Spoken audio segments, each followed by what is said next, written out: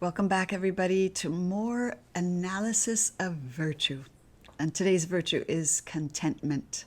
This is a powerful virtue, and we're going to be looking at why, especially at this time of global pandemic, it's really important. But we'll get to that in a minute. First of all, I think we all have a general idea of contentment, being satisfied with what we have and where we are. It's also accepting the things that we can't change, and also appreciating simple things. Those are all tied up with the virtue of contentment. The problem is that in our struggles day to day to raise a family or carry out a job or have a career, any of these things, we get caught up in the nitty-gritties and we sometimes forget our purpose. We're preoccupied with other things. And usually those things have to do with more. We need to earn more. We need to have more. We need to be more. We need to look like the people in the magazines. We need to be happier, healthier, wealthier, all of those things. Everything we need more of, and it never ends. And there's never enough. So this is where we need this virtue of contentment. I want to just start by saying it's especially important as adults that we learn to resist this message that we are somehow less than and that we need more of all these things. The reason being that as adults we have some of the reasoning and faculties to overcome this message, but children don't. Children take their cue from us, and nowadays they take their cue more and more from television because they spend more and more time there. And they are inundated with these messages that they need this product, that they need this Barbie house, that they need whatever it is. And so if we ourselves are falling victim to some of those messages, we pass that on to our children too. Instead, we need to be resisting that message and spending more time and energy on making sure that we share with our children the things that are of lasting value. And that's the virtues. We need to make sure that we are giving them opportunities to learn contentment and patience and resilience and love and compassion and service, all of those things. One other thing that we need to clear up before we go further is this whole idea about contentment that some people confuse with passivity, turning a blind eye to injustice. If we're talking about being contented with where we are, we're not thinking about the problems that we need to solve. But that is an incorrect perception. Yes, it is a divine commandment that we work on ourselves and improve ourselves in virtue and in service to humankind. But where contentment comes in is accepting the fact, recognizing the fact that working towards those goals is a process. We keep our goals, we keep our vision, we don't disband those, but we understand that they take time. And that improvement and development are all processes that require time. We are works in progress, not just on ourselves, but also working to better the world. It's a work in progress. So contentment in its true sense is related to acceptance of that reality and gratitude. When we possess contentment, we are freed from that mental slavery that says we must own more or be more or look this way or any of those things. We're also freed from greed and envy.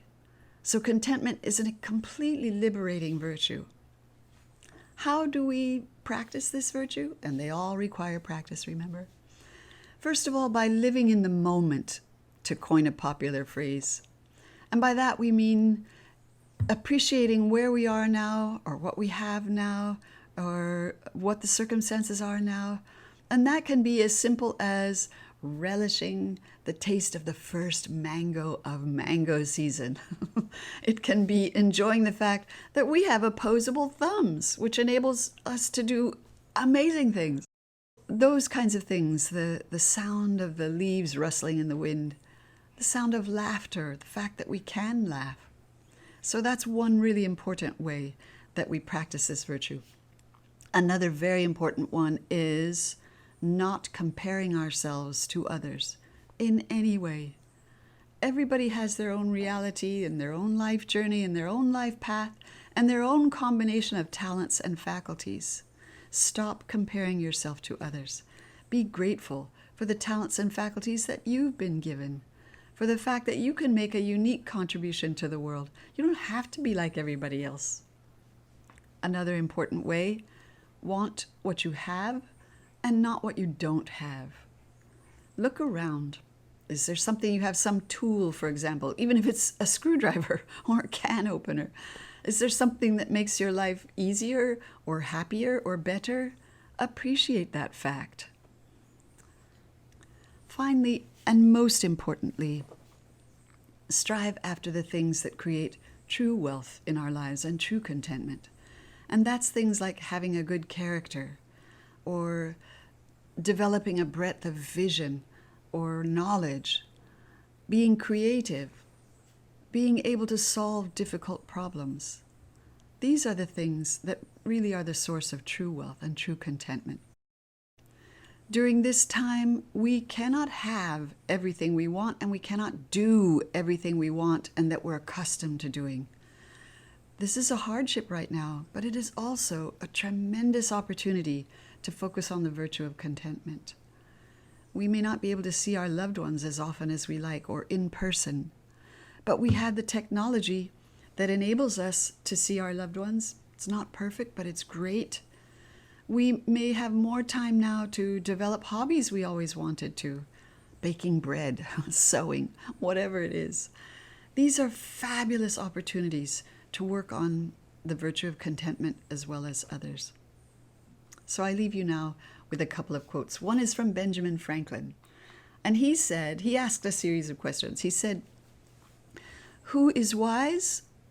He who learns from others. Who is powerful? He who can govern his passions. Who is rich? He who is contented. Who is that? Nobody." Nobody is perfectly happy and perfectly contented and perfect in any way. None of us are perfect. We're all on this struggling road together. So remember that. And also, a wise writer, who I don't know who it was, says, "We can't have everything we want. Where would we put it?" So those are some important thoughts to close with in our examination of contentment. Thank you for joining me again in this brief discussion of virtue, a reminder of what we really need to be developing. If you enjoyed it, please hit the like button or the subscribe button, and I would love it if you leave a comment. What virtue are you most interested in working on? What virtue are you valuing the most these days, and how are you going about it? And if you feel moved to participate and maybe assist in this project to develop an awareness in the world of our virtues, remind us of virtue, then feel free to visit my Patreon page and see if you'd like to contribute. Thank you so much.